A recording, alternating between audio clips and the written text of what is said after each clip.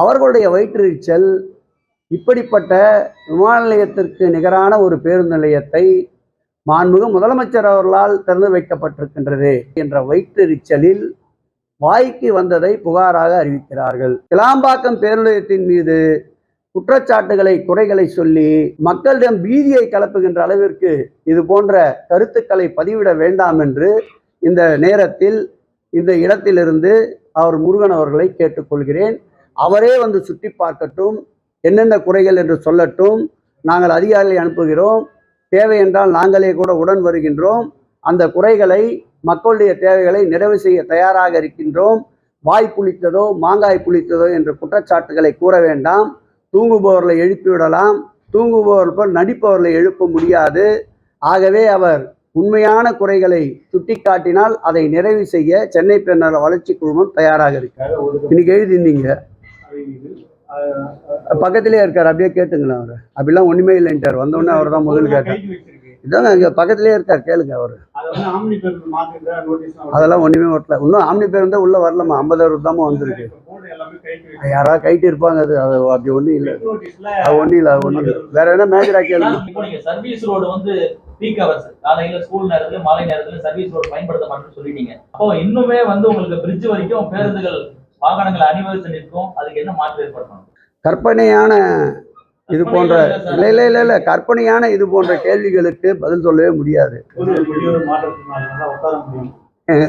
இப்பதான் சுத்திட்டு வந்தேன், இருக்கையில் ஃபுல்லா போட்டு இருக்குங்க, காலியா இருக்குங்க இருக்கைன்னு சொல்லுங்க.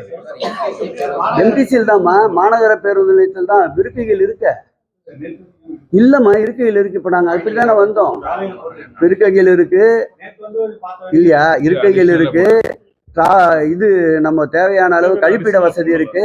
தேவைன்னா அடிஷனலா போடலாம், ஒன்னும் இஷ்யூ இல்லை. நாங்கள் இப்பொழுது சுற்றி பார்த்ததில் 524க்கும் மேற்பட்ட பொது கழிப்பிடங்கள் முழுமையாக பயன்பாட்டில் இருக்கின்றன.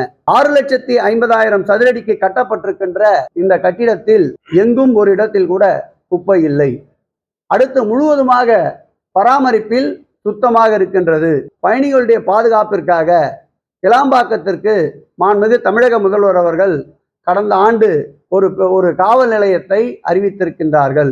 அந்த காவல் நிலைய கட்டுமான பணியும் இந்த பொங்கல் முடிந்தவுடன் துவக்குவதற்குண்டான ஆய்வினையும் இன்றைக்கு மேற்கொண்டிருக்கின்றோம். குறிப்பாக கிளாம்பாக்கம் பேருந்து நிலையத்தில் அமைய இருக்கின்ற ரயில் நிலையம், அந்த ரயில் நிலையத்தின் பணிகளை வேகப்படுத்துவதற்கு 20 கோடி ரூபாயை சென்னை பெருநகர வளர்ச்சி குழுமத்தின் சார்பில் மாண்புமிகு முதலமைச்சர் அவருடைய உத்தரவுக்கு ஏற்ப வழங்கி இருக்கின்றோம். இப்படி வாரந்தோறும் 2 நாட்களாவது கிளாம்பாக்கம் பேருந்து நிலையத்துடைய தேவைகளை அறிந்து முழுமையாக இந்த கிளாம்பாக்கம் பேருந்து நிலையத்தை ஆய்வு செய்து கலைஞர் நூற்றாண்டு விழா நினைவு இந்த பேருந்து முனையத்தை முழுமையாக மக்கள் மகிழ்ச்சியோடு பயன்படுத்துகின்ற அளவிற்கு அனைத்து அடிப்படை வசதிகளையும் படிப்படியாக நிறைவேற்றி தருவோம் என்ற உறுதியை உங்களிடையே தெரிவித்துக் கொள்கிறோம். 2013ஆம் ஆண்டு திட்டமிடப்பட்ட பேருந்து நிலையம் இது.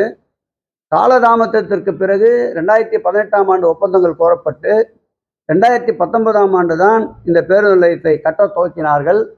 திராவிட முன்னேற்ற கழகம் ஆட்சி பொறுப்பை ஏற்ற போது 30% அளவிற்குத்தான் பணிகள் நிறைவுற்றிருந்தன. அவர்கள் கொண்டு வந்த திட்டத்தை கைவிட்டு விட்டோம் என்ற குற்றச்சாட்டு வரக்கூடாது என்பதற்காகவும், அதே நேரத்தில் இது ஒரு நல்ல திட்டம் என்பதால் மாநகரத்துடைய போக்குவரத்து நெரிசலை குறைப்பதற்கு இது உதவும் என்பதால் இந்த பணியை வேகப்படுத்தி முடித்தோம். ஆனால் இதை வடிவமைக்கின்ற போது ஏற்பட போகின்ற பிரச்சனைகளை அவர்கள் சரியாக கூர்ந்து ஆய்வு செய்யவில்லை. ஆனால் இந்த பேருந்து நிலையத்தை திறப்பதற்கு முன்பாகவே இருக்கின்ற சிறு சிறு பிரச்சனைகளை நிவர்த்தி செய்திருக்கின்றோம்.